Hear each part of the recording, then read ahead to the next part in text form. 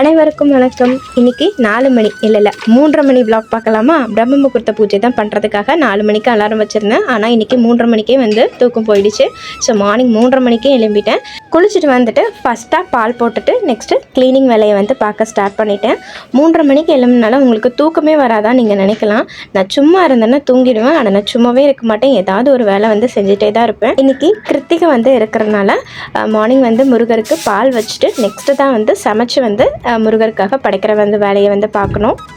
Last பிரம்ம முகூர்த்தம் நம்ம பூஜை கம்ப்ளீட் பண்ணும்போதே நிறைய சிஸ்டர்ஸ் வந்து கமெண்ட் பண்ணியிருந்தீங்க, நீங்கள் நினச்ச காரியம் வந்து நடந்துச்சா அப்படின்னு. உண்மையே சொல்லணுன்னா கண்டிப்பாக வந்து நடக்கலைங்க.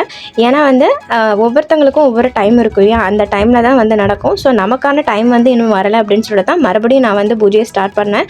ஸோ யாருக்கு எந்தெந்த டைமில் என்னென்ன நடக்கணும் இருக்குது இல்லையா, அந்தந்த டைமில் அவங்களுக்கு கரெக்டாக எல்லாம் நடக்கும். அதுக்குன்னு வந்து நம்மளோட பூஜையை வந்து நம்ம வந்து விட்டுட முடியாது. அதனால் கண்டினியூவாக இன்னும் வந்து நான் பிரம்ம முகூர்த்த பூஜை வந்து பண்ணிட்டு தான் இருக்க போகிறேன். ஸோ அது நடக்கிற வரைக்கும் இல்லை, என்னால் முடிஞ்ச அளவுக்கு நான் வந்து பிரம்ம முகூர்த்த பூஜையை பண்ணிட்டு தான் இருப்பேன். 5 மணிக்கு எழுந்து பழக்கப்பட்டிருந்தவங்க வந்து 4:30 மணிக்கு எழும்புறது ஈஸியாக இருக்கும். நான் 4:30 மணிக்கே வந்து எழுந்து பழக்கப்பட்டவன். அதனால எனக்கு 3:30 மணிக்கு எழும்புனது இன்றைக்கி ரொம்ப கஷ்டமாகவே தெரியல. ஏன்னா நான் தூங்குறது வந்து 9 o'clock தூங்கிடுவேன் உண்மையை சொல்லணுன்னா.